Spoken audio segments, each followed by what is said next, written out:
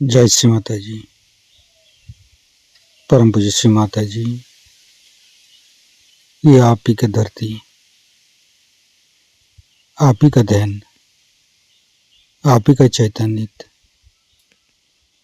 कृपा करके आप सारे संतों की, सारे शुद्धात्मा को परम चैतन्य की वर्षा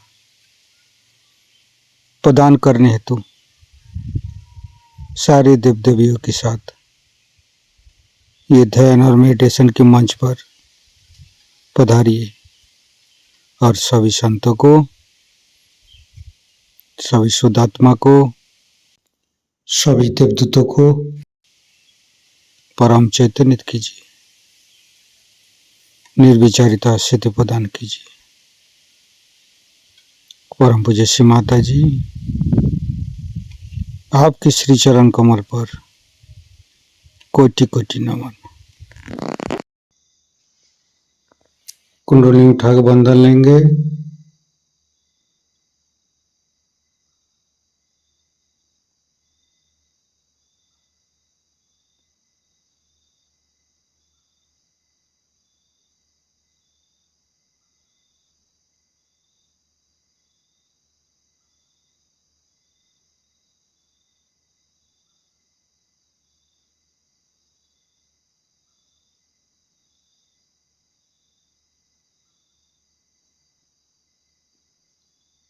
तीनों महामंत्र।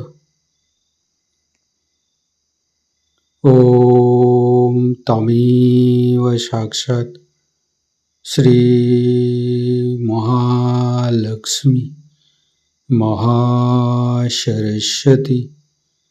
महाकाली त्रिगुणात्मिका कुंडली साक्षात् श्री आदिशक्ति माता जी श्री निर्मला देवी नमो नमः। ओम तमेव साक्षात् श्री कल्की साक्षात् श्री आदिशक्ति माता जी श्री निर्मला देवी नमो नमः। ओम तमेव साक्षात् श्री कल्की साक्षात् श्री सहस्रारसामिनी मोक्षप्रदायिनी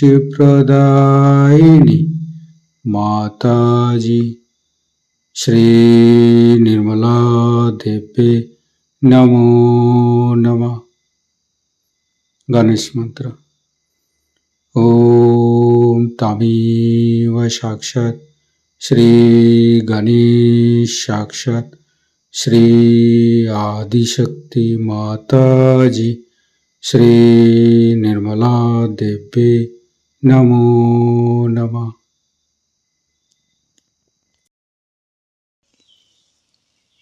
दोनों हाथ खुला हुआ परम पूज्य श्री माता जी को बिंदी को देखते रहेंगे। मन में अच्छे अच्छे चिंता, अच्छे अच्छे भाव लेके आएंगे। परम पूज्य श्री माता जी कृपा करके हमारे हृदय को सच कीजिए। सच हृदय कमलासन पर श्री चरण को स्थापित कीजिए। माँ परम पूज्य श्री माता जी के श्री चरण की शीतलता हम हृदय पर अनुभव करेंगे। परम पूज्य श्री माता जी, हम अज्ञानी हैं। हमारी अज्ञानता के वश में यदि आपकी शान के खिलाफ कोई गलती हुआ हो, कृपा करके आप मुझे क्षमा कर दीजिए। माँ धीरे धीरे चित्त को तीनों मूलाधार पर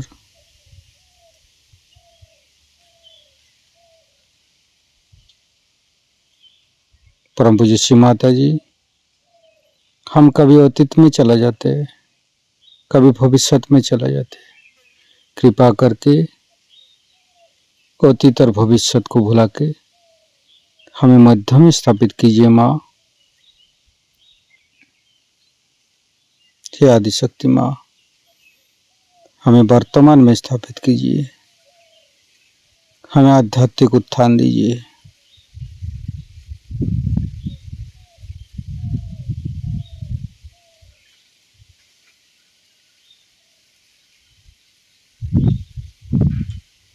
संपूर्ण चित्त मूलाधार चक्र पर, लेफ्ट मूलाधार, राइट मूलाधार, मध्य मूलाधार। परम पूज्य श्री माता जी, आप ही तो प्रभु गणेश है। कृपा करके हमारे अंदर अबोधिता और पवित्रता को रक्षा कीजिए।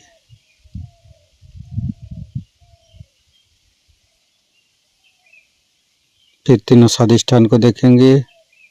लेफ्ट स्वादिष्ठान, राइट स्वादिष्ठान, मध्य, तीनों नाभि, तीनों हृदय, लेफ्ट हृदय। परम पूज्य श्री माता जी, आप ही ने तो हमें शुद्ध आत्मा बनाया है। कृपा करके हमारी आत्मा को परमात्मा के साथ मिलाइए।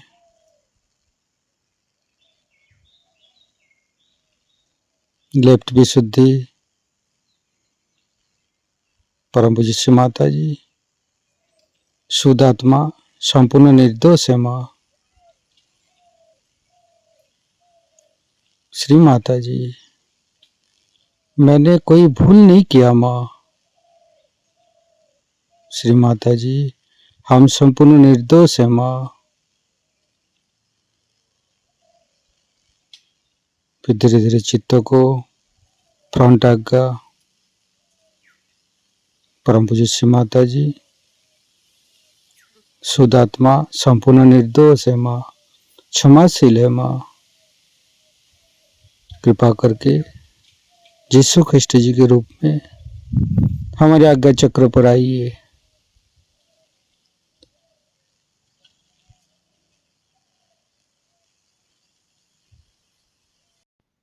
धीरे धीरे चित्त को बैक आज्ञा पर गणेश अथर्वशीर्ष पाठ करेंगे। ओम नमस्ते गणपतये, तमेव प्रत्यक्षं तत्त्वमसि, तमेव केवलं कर्तासि, तमेव केवलं धर्तासि, तमेव केवलं हर्तासि, तमेव सर्वं खल्विदं ब्रह्मासि, तं साक्षादात्मसि नित्यं। ऋतं वच्मि सत्यं वच्मि, अवतं माम् अववक्तारम्, अवसोतारम्, अवदातारम्, अवधातारम्, अवानुचानमवशिष्यम्, अवपश्चातात्, अवपुरस्तात्, अवोत्तरातात्, अवदक्षिणातात्, अवचोदातात्, अवधरातात्, सर्वतो मां पाहि पाहि समन्त्रात्। तं वाङ्मयस्तं चिन्मयो, तं आनन्दमयस्तं ब्रह्ममयो, स्तं सच्चिदानन्दादित्योऽसि, स्तं प्रत्यक्षं ब्रह्मासि, स्तं ज्ञानमयो विज्ञानमयोऽसि। सर्वं जगदं तत्तो जायते, सर्वं जगदं तत्तोत्तिष्ठति, सर्वं जगदं त्वयि लयमुच्यते, सर्वं जगदं त्वयि पत्येति।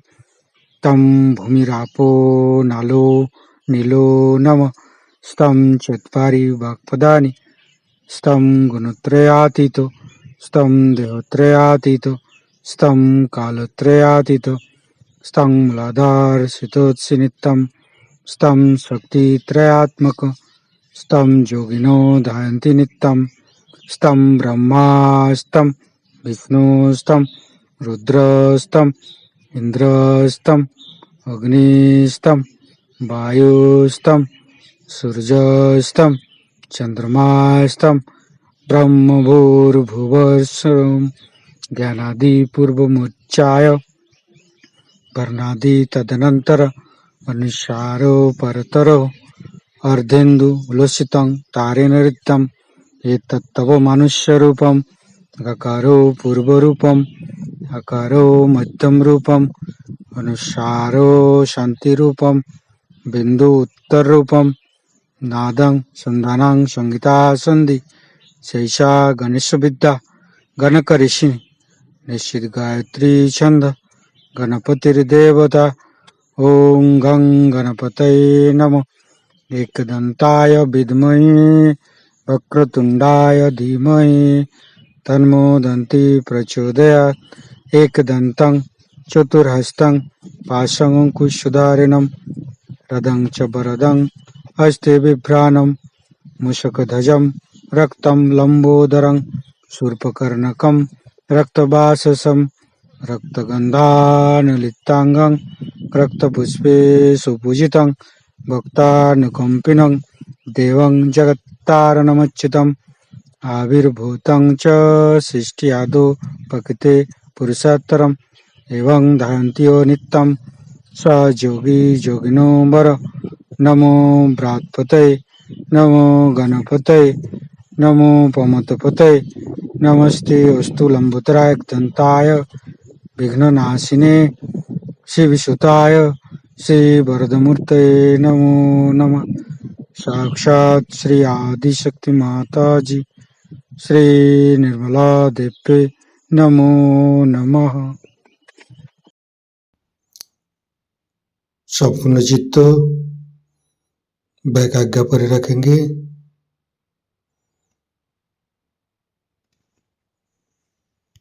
परम पूज्य श्री माता जी, मैंने सबको क्षमा किया, कृपा करके आप भी मुझे क्षमा कर दीजिए। महागणेश के मंत्र लेंगे। ओम तमेव साक्षात श्री महागणेश साक्षात श्री आदिशक्ति माता जी श्री निर्मला देवी नमो नमः। ऋतंभरी प्रज्ञा के मंत्र लेंगे। ओम तमेव साक्षात श्री ऋतंभरी प्रज्ञा साक्षात श्री आदिशक्ति माता जी श्री निर्मला देवी नमो नमः। धीरे धीरे चित्त को शास्त्रार्थ पर परम पूज्य श्री माता जी हमारे अंदर अहंकार प्रति अहंकार को दूर करके शास्त्रार्थ पर आइए। शास्त्रार्थ को खोल दीजिए माँ। परम पूज्य श्री माता जी हमारी शास्त्रार्थ पर विराजमान हुई। संपूर्ण ध्यान का स्थिति, निर्विचारिता का स्थिति, दोनों हाथों पर शास्त्रार्थ पे परम चैतन्य का अनुभव करते हुए निर्विचारिता का मंत्र लेंगे। ओम तमेव साक्षात श्री निर्विचारिता साक्षात श्री आदिशक्ति माता जी श्री निर्मला देवी नमो नमः।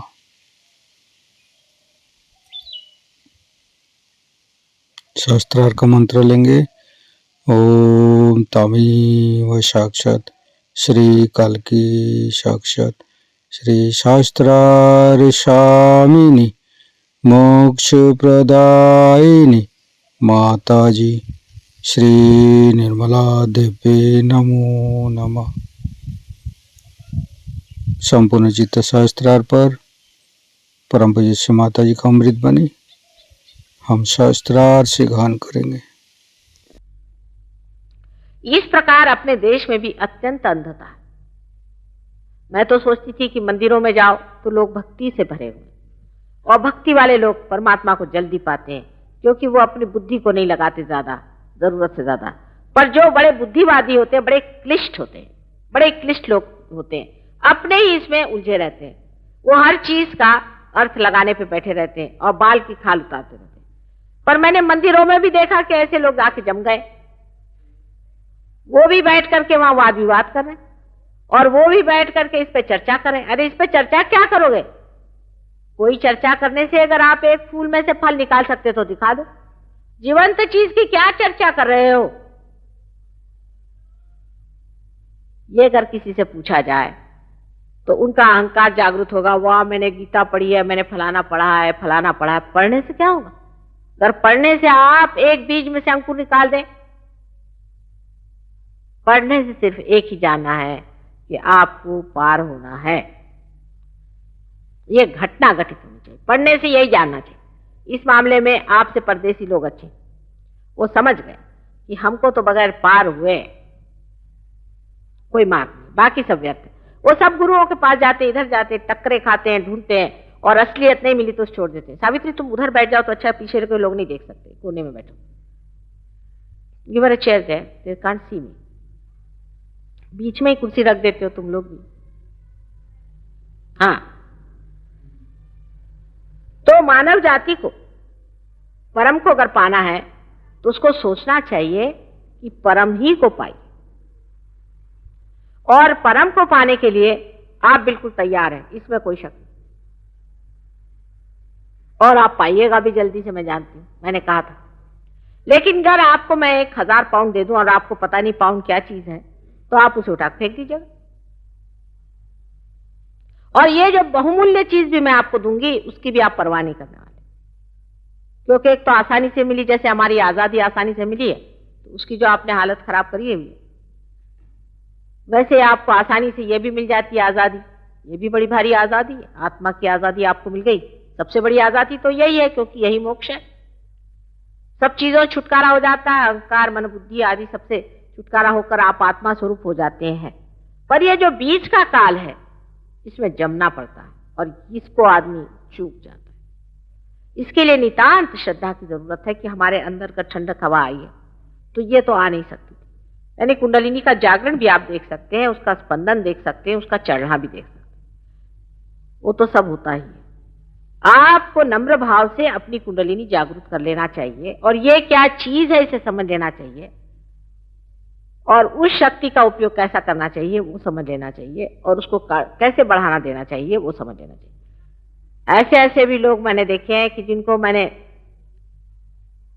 8 या 7 साल पहले जागृति दी थी, उन्होंने 10-10 हजार लोगों को जागृति दे के पार करा, गांव के गांव निर्व्यसनी कर दिए, मुक्त कर दिए सारे रोगों से, एक आध। ऐसे भी लोग हमारे, उन्होंने 1 से 3 कर लिए, तीनों ने मिलकर के, ऐसे भी लोग मैंने देखे।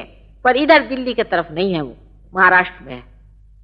दिल्ली की तरफ लोगों की दृष्टि जरा अभी कुछ, मेरे ख्याल से बार बार इस देश के आक्रमण होने की वजह से हो, चाहे जो हो, गहरी नहीं उतरते, और जब भी गहरे में उतरते हैं तो पढ़ लिख करके बेकार जाते हैं। भक्ति में उतरते हैं तो उसमें पगला जाते हैं। थोड़ी सी गहराई चाहिए, क्योंकि बहुत बड़ी चीज आप मांग रहे हैं, उसको संजोने के लिए आपके अंदर गहराई चाहिए। अगर आप इस गहराई से इसे ले तो थोड़ी देर में आपका जो पूर्व पुण्य का सुकृत है उसे आप छूटते, पर उसमें समय लगता है। पहले आप जागरूक हो जाते हैं, समझ लीजिए कि ये मां की कृपा। अब आप भी अपने ऊपर कृपा कीजिए, मैं कहती हूं, थोड़ी अपने ऊपर कृपा करके अपनी बुद्धि और अपना पागलपन एक तरफ रख के इसमें गहराई में उतरिए। आप वाकई में पुण्यवान हैं, नहीं तो आप इस देश में पैदा ही नहीं होते। पहली चीज, आप चाहे कुछ भी कर रहे हैं, ये जान लीजिए अगर आप भारतीय हैं तो बहुत पुण्यवान है और समझदार है। समझदारी में आपका कोई सानी नहीं, पर सब समझदारी अगर आप इसको अति समझदारी कहते हैं उस तरह से लगाएं तो आप अपने ही पीछे हाथ धोकर लग जाइए। एक बात जान लेना चाहिए कि मां को कुछ देने का नहीं है, मां कुछ लेने आई ही नहीं है, देने आई। पहला हिसाब ये, यहां कोई दुकान नहीं, और इससे हमें कुछ पाने का नहीं, आप ही का लाभ करने का। उस लाभ के बारे में भी बता देंगे, क्योंकि ऐसा होता है कि अगर कैस्ट्रॉल देना है तो ऊपर से चॉकलेट लगाना पड़ता है, नहीं तो बच्चे लेते नहीं। कुंडलिनी के जागरण से पहली तो बात यह होगी कि आपकी तंदुरुस्ती अच्छी हो जाती है। बहुत से लोगों का कैंसर कुंडलिनी के जागरण से हो गया। कैंसर इसी से होगा और किसी से होने नहीं वाला। बाकी सब आप ये जरूर है कि गला निकाल डालिए, नाक निकाल डालिए, कान निकाल डालिए और कहिए कि कैंसर ठीक हो रहा है, तो दूसरी बात। लेकिन कैंसर सिर्फ सहयोग से ठीक होने वाला, कुंडलिनी के जागरण से होगा कि भाई ये बटन दबाओ, रोशनी हो जाएगी। अगर मैं तुम्हें बताने लगूं कि इसकी हिस्ट्री क्या है और ये कैसी आई और क्या बिजली आई, आपके सर दर्द हो जाएगा, खासकर आप अगर भक्ति मार्ग में। पर आप अगर सर तोड़ने के लिए तैयार हो तो वो भी मैं कर सकती हूँ। आपको अगर अपनी बुद्धि की चर्चा करनी है तो वो भी हो जाए, वो भी मैं सब जानती हूँ, लेकिन उससे आप परमात्मा नहीं पाएंगे। मुझे पूछना यह है कि आपने बहुत पढ़ लिया और बहुत वाद विवाद कर लिया, अब पाना है या नहीं पाना? हो गया बहुत, आपकी अकल चल पड़ी, जहां तक चली समझ गए। अब अपना स्वार्थ सोचो, माने स्व का अर्थ सोचो, इसके पीछे जाना है या नहीं, पहले इसको तय कर ले। सारे जो बड़े बड़े विद्वान और पंडित है, नहीं तो उनके भी उतार सकते हैं हम पीपर पर के, लेकिन इन लोगों के लिए मुझे टाइम नहीं। जिनको चाहिए वो नम्रता पूर्वक और व्रत के साथ अपनी शक्ति को प्राप्त करें। और इसका जो कुछ गोपनीय से गोपनीय आज तक रहा, सब बात तो बताई नहीं गई थी ना, वो पूरा की पूरा आपको बताया जाएगा। पहले पार हो जाइए। पार होने से पहले बताना तो वही हुआ कि आपके आंख नहीं, और आपको मैं बता रहे लाल रंग कौन सा और हरा रंग कौन सा। पहले आंख आप ले लीजिए, आप देखने लगिए, तब मैं आपको सब बता दूंगी कि ये कौन सा रंग है, ये कौन सा रंग है। श्रद्धा पूर्वक इसे पाए। श्रद्धा का अंधश्रद्धा से मतलब नहीं है, पर आप मुझसे बहुत बड़ी चीज मांगने आए, और अगर आप मेरे विरोध में ही बैठे हुए हैं तो आपको पता होना चाहिए कि देवता भी तो सोचते हैं इस बात को, उनको सब कुछ आपके बारे में मालूम है, वो आप पार नहीं हो सकते। अब भाषण देने वक्त भी मैं बड़ा चक्कर चलाती हूँ, याद रखिए, क्योंकि महामाया हूं ना। ऐसे ऐसे कुछ बातें कह देती हूँ कि जिसको अटकना अटक जाते, इसलिए आप लोग मेरे चक्कर में मत आना, पार हो। ये सब चक्करबाजियां, क्योंकि जिन्होंने बहुत पढ़ा लिखा है, बड़े अहंकारी है, उनको मैं अटका देती हूँ थोड़ी देर के लिए, लटक जाते हैं। फिर जब उनका अहंकार थोड़ा सा कम हो जाता है फिर ठिकाने आते हैं। इसलिए आप कृपया अपने अहंकार से कहना कि जनाब बहुत हो गया आपका, अब आप जरा ठंडे रहिए, हमें पाने दीजिए। और पाना ही अपना परम है, वही कर्तव्य है, वही ध्येय है, वही ध्यान का है, वही सब कुछ है, वही लक्ष्य। जब तक आप पाइएगा नहीं, आपके जीवन का कोई अर्थ नहीं। आज आखिरी दिन है तो आपको कोई सवाल पूछना तो पूछे, पर मैं बहुत चालाक हूं, बहुत होशियार हूं, इसलिए समझ।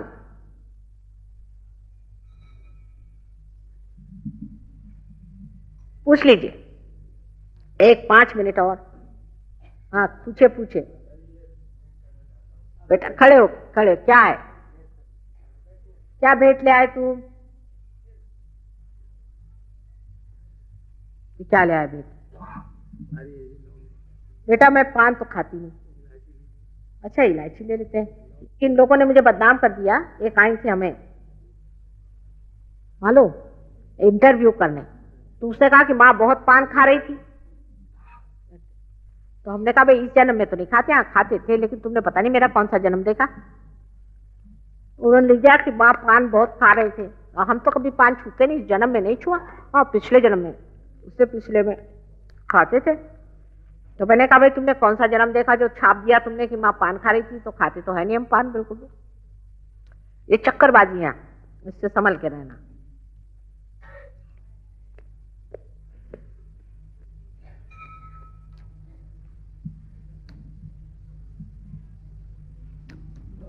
बेटा क्या सवाल पूछ? क्या बेटा? ना ना ना ना ना ना ना, ये सब कुछ सिर्फ शराब नहीं पी सकते आप बाद में। अभी मैं कुछ नहीं कहूंगी, पर मैं अभी कहूंगी तो आधे लोग भाग जाएंगे। कुछ नहीं, आप लोग पहले पार हो लो, फिर सब बात कहूंगी। घर मैं तुमसे अभी कहूं कि शराब नहीं पीने का तो आधे लोग भाग जाएंगे, सिगरेट नहीं पीने का तो शायद पूरे लोग भाग जाए, औरतों से कहे कि उपवास नहीं करने का तो सबकी सब उठ के चली जाएंगे। इसलिए मैं नहीं कुछ कहने वाली, मैं बहुत समझ गई हूं। लेकिन वेजिटेरियन वगैरह का झगड़ा नहीं है सहयोग में। मतलब यह है कि खाने का चक्कर कम करना। अपने देश में तो सुबह से शाम तक सिवाय खाना पीना और कुछ नहीं। हम लोग सोचते हैं कि खाने पीने से भगवान मिलते हैं। हम लोगों को जितने खाने पीने की समझ है सारे संसार, आपको आश्चर्य होगा। हम जापान गए। अब जापान के लोग 20 हैं वैसे बेचारे, तो वहां बड़ा आश्चर्य हुआ। एक लड़का एक झरने के किनारे बैठा और टुक टुक करके खा रहा था। मैंने कहा ये क्या खा रहा है? नहीं चल रहे, वो वहां पे छोटी छोटी वो मिलती है मछलियां, उनको पकड़ लेता है, तोड़ के खा जाता। अरे मैंने कहा क्या कच्ची हाँ कर ले, छोटी में खाने में क्या, हम लोग तो सभी खाते हैं। मैंने कहा इन लोगों को बेचारों का पानी से निकाला, वही गया और खा गए, कोई प्रश्न ही नहीं। और हमारे यहाँ नखरे की तो कोई कमी नहीं, खाना ही पहली चीज। पहले ये कि आज क्या खाना बनेगा, हिंदुस्तानी का दिमाग समझ लेना चाहिए। फिर वो औरतों ने चक्कर चलाया कि भाई आज आपके लिए मैं ये बना रही हूं। अब पंजाबी होगी तो कहेगी आज सरसों का साग। कोई ना कोई, औरतें बड़ी होशियार हैं यार, वो आदमियों को इसी चक्कर में रखती हैं। इन लोग को खाना नहीं बनाना आता, इसलिए औरतों को छोड़ भी नहीं सकते, चाहे वो मार पीट दे। अब उन्होंने चक्कर चलाया कि मैं ये खाना बना रही। अच्छा यूपी वाले होंगे तो मेथी आलू बनेंगे, बड़े छोटे छोटे आलू मिल गए, मैं ले आई हूं, आपको खिला दूं। हो गया। वो जो दफ्तर में 6 बजे निकला था 5 बजे घर पे आ जाए। सारा दिन हम लोग का इसी में चलता है कि आज क्या खाया और कल क्या खाया और उसका क्या होने का है, उस खाने का सारा दिन ही। अब उपास है, सारे घर में आफत मची, क्या दादी माँ आज उपास करें, माँ तूफान मचा। उस दिन हनुमान जी चढ़ जाते हैं, उनके पास कोई जा नहीं सकता, किसी को फेंक मारेंगी, कुछ करेंगी। आज वो उपास करेंगी, क्या उपास करे माने क्या एकदम वो देवता होगा? उपास करने की बीमारी तो ऐसी अपने देश में पड़ गई है। लेकिन उपास कुछ नहीं होता, सारा समय विचार यही कि मैं क्या खाऊंगा। उपास में पूरा विचार बना रहेगा कि मैं क्या खाऊंगा, और कोई विचार नहीं रहता है। उपास तो नाम का होता है, बहाना ये कि आज कुछ अच्छी चीज मिल रही कि नहीं, सिंगाड़े का आटा मिल रहा है कि नहीं, कल उपास है, देखो पता करो। अब सबको आफत मची हुई कि सिंगाड़े का आटा मिलना चाहिए। अरे भाई ये इसलिए बनाया था कि एक तरह का खाना खाने से संतुलन नहीं आता है, इसलिए संतुलित खाना होना चाहिए। अब रे वेजिटेरियनिज्म की वो भी हद कर दी। माने अपने देश में, इस भारतवर्ष में ज्यादा फल और वेजिटेबल्स होते हैं, सब्जियां होती हैं, तो हम लोग सब्जी और फल ज्यादा खाएं। और गर्म देश है, बाकी चीजों से गर्मी ज्यादा होती है, इसलिए ज्यादा ये खाएं, ये बात कही। लेकिन वेजिटेरियन लोगों में बहुत से लोग ऐसे भी होते हैं जो लहसुन भी नहीं खाते, प्याज भी नहीं खाते। अब उनको लहसुन अगर आप दिखा दीजिए तो भाग खड़े हो जाएंगे। अगर आपको डराना हो किसी को तो आप लहसुन दिखा दीजिए, लहसुन से डरते हैं। अब एक जर्मन डॉक्टर ने बताया है कि लहसुन और प्याज अगर नहीं खाओ तो हार्ट अटैक आता है। हार्ट की ये जो आर्टरीज है ये हार्डन हो जाती, जस्ट लाइक अल्कोहलिज्म। मतलब अगर अल्कोहल खा लीजिए यानी शराब पी लीजिए तो जैसा आर्टरी का हाल होता है वही लहसुन प्याज नहीं खाने वालों का होता है। अब अपने यहाँ ऐसे बहुत से लोग हैं जो बिल्कुल पक्के वेजिटेरियन हैं। अभी हमारे यहाँ आती है ना कुछ कुछ, तो उनका वर्णन सुन लीजिए आप। मेरा ये हाल है कि मजाल नहीं कोई मुझे दूध दे दे और उसमें छाली हो। मैंने कहा अच्छा मजाल नहीं, क्या कर लीजिएगा आप? साहब मैं पीऊंगी नहीं। आप हैं कौन? मजाल नहीं कि कोई मुझे लहसुन छुआ दे, बस सारी विरश्री जो है खाने पीने पर। और गल कल आकर के कोई खड़ा हो गया तो थर थर थर थर कांपना शुरू हो जाएगा। जहां जो चीज होती है माफिक होती है, जिसको जो माफिक होती है वो खाना पीना चाहिए। लेकिन खाना पीना कोई बहुत जरूरी चीज नहीं। आप अगर हमसे पूछे सवेरे क्या खा तो पता नहीं, शाम को क्या खा तो पता। किसी दिन का खाओ तो खाया, नहीं खाया तो नहीं खाया, 4-4 दिन भी नहीं खाया तो पता ही नहीं। लेकिन कोई भगवान के लिए नहीं है, आदत से लाचार, कुछ पता ही नहीं हमको रहता किसने क्या खाने को दिया नहीं दिया। क्या है खाना पीना, खाना पीना सुबह से शाम करके करते क्या है? पेट की बीमारी, इसकी बीमारी, उसकी बीमारी।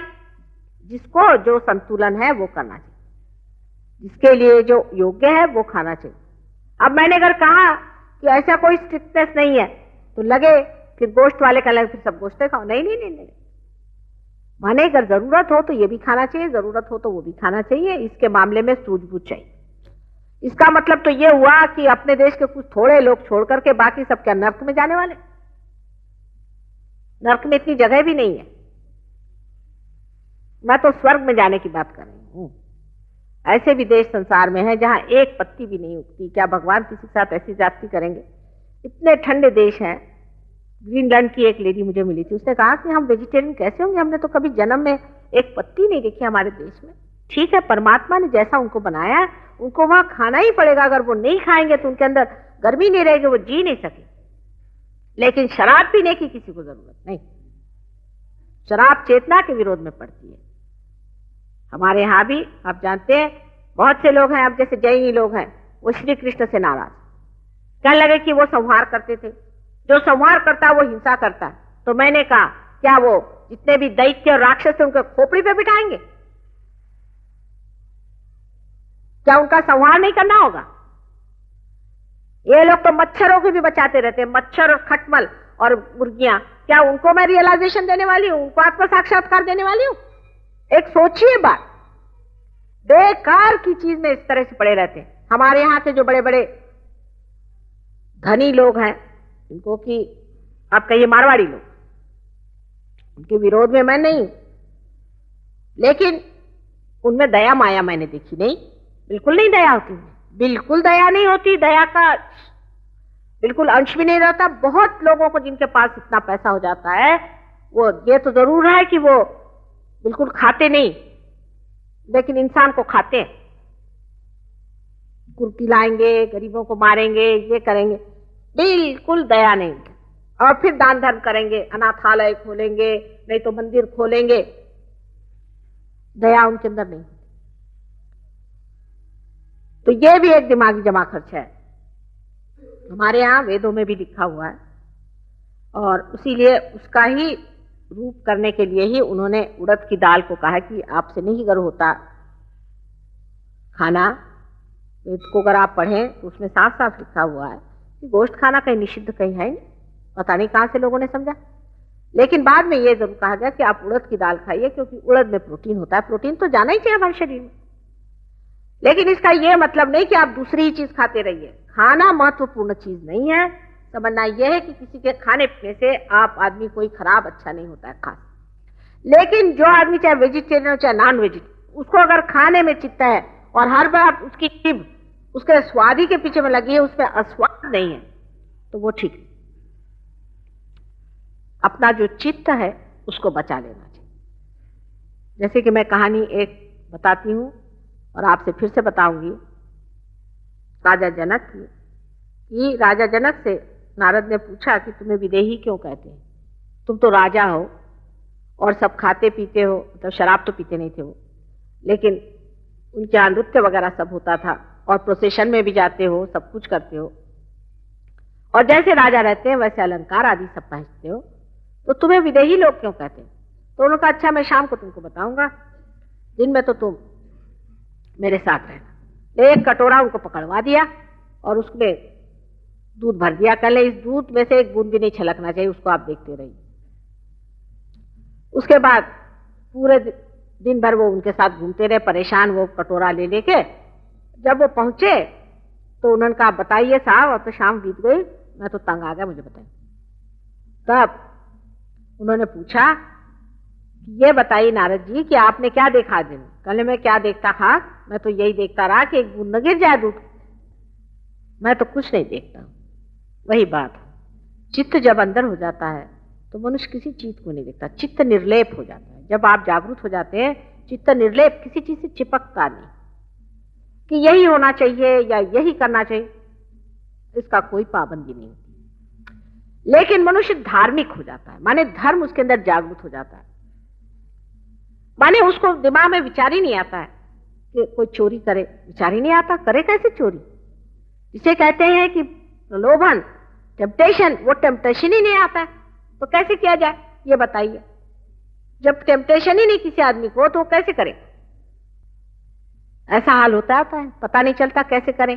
कोई कहे चोरी करो तो भाई करे कैसे?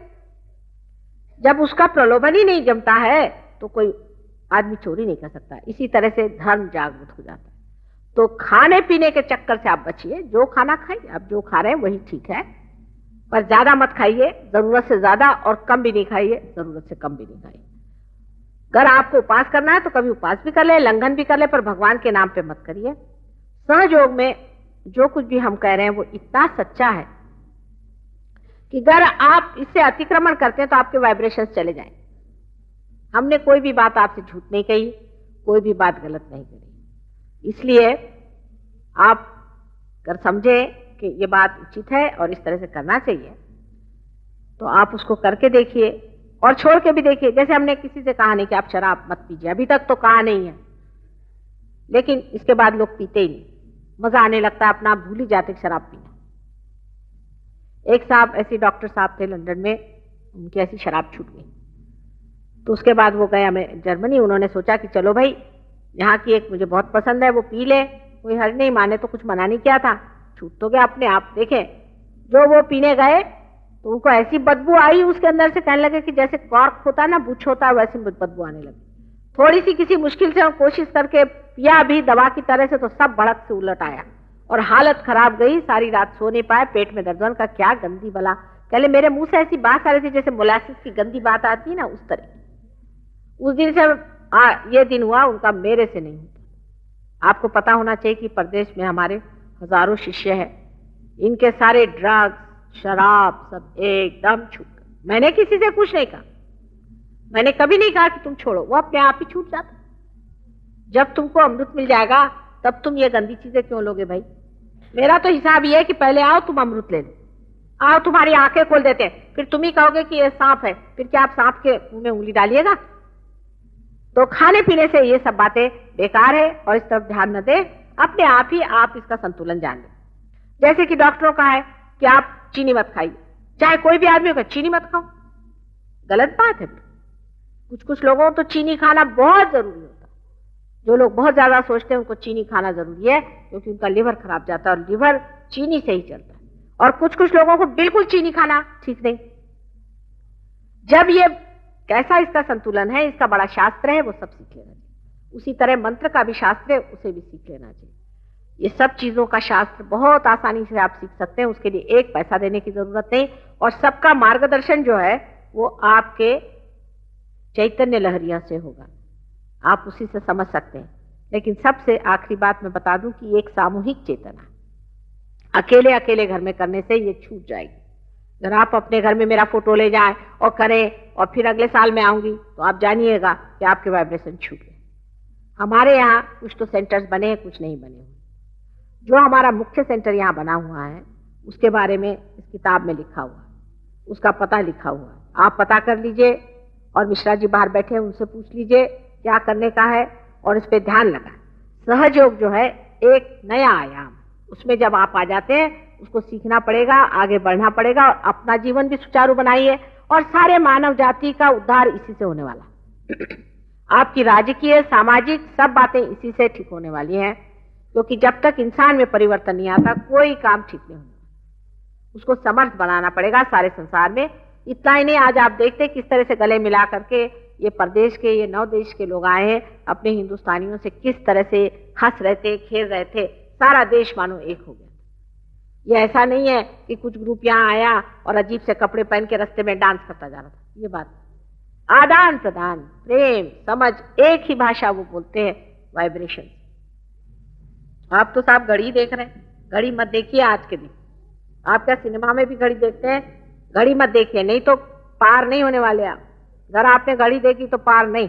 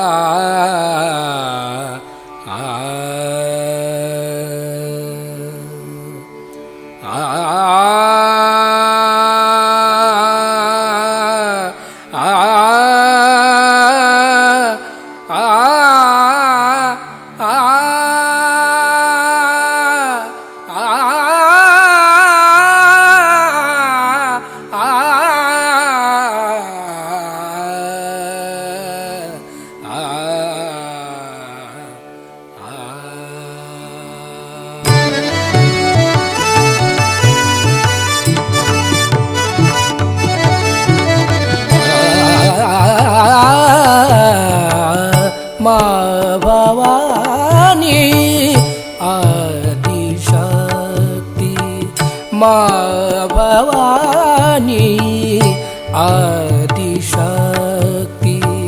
माँ भवानी आदिशक्ति, माँ भवानी आदिशक्ति। सब जगत की तू महालक्ष्मी, सब जगत की तू महालक्ष्मी, सब जगत की तू महालक्ष्मी, सब जगत की तू महालक्ष्मी। माँ भवानी आदिशक्ति, माँ भवानी आदिशक्ति।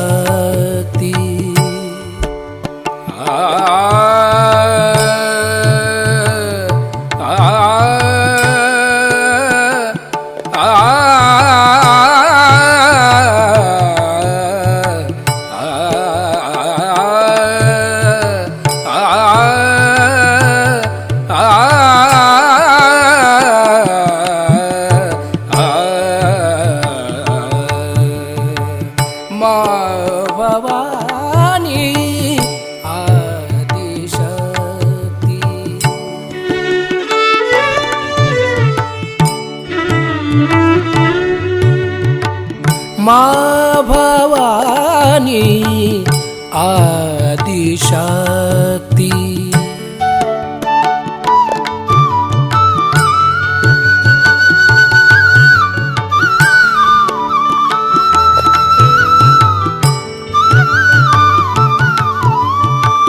क्षमा का सागर हमें बनाओ, क्षमा का सागर हमें बनाओ।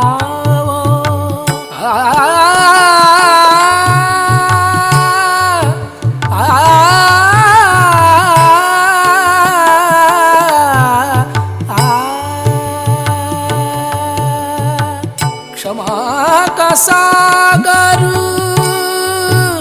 क्षमा का सागर हमें बनाओ। यही आज्ञा आशीष दिलाओ, यही आज्ञा आशीष दिलाओ।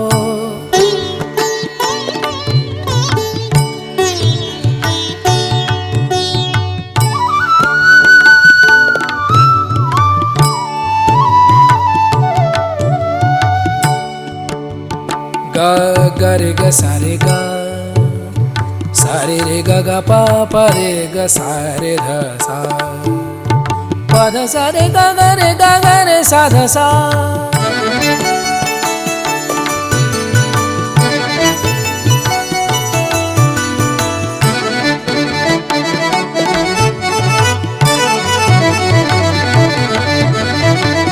माँ भवानी आदिशक्ति।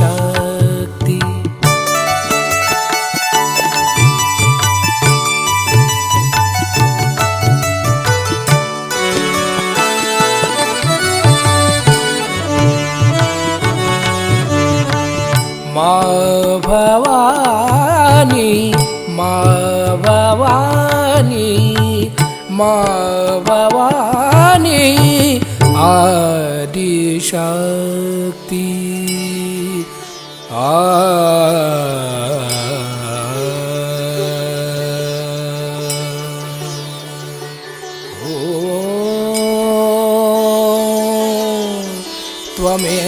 त्वमेव साक्षात्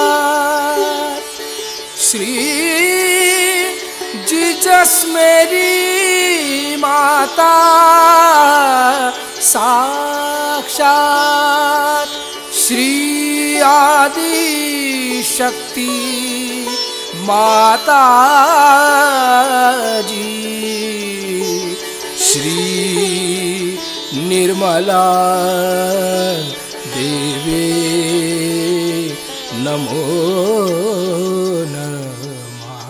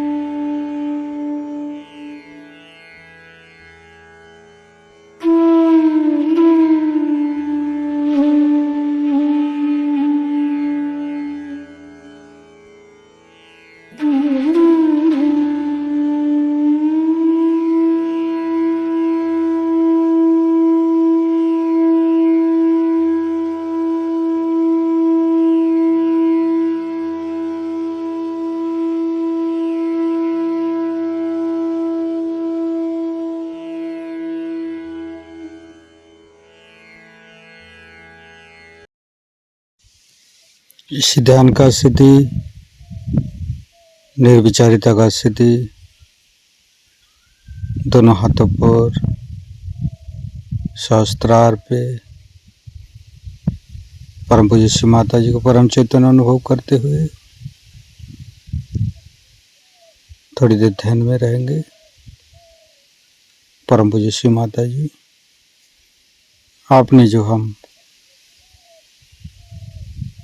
परम चैतन्य अनुभव कराया, इसके लिए मैं आपको कोटि कोटि नमन। कुंडली उठा के बंधन लेंगे।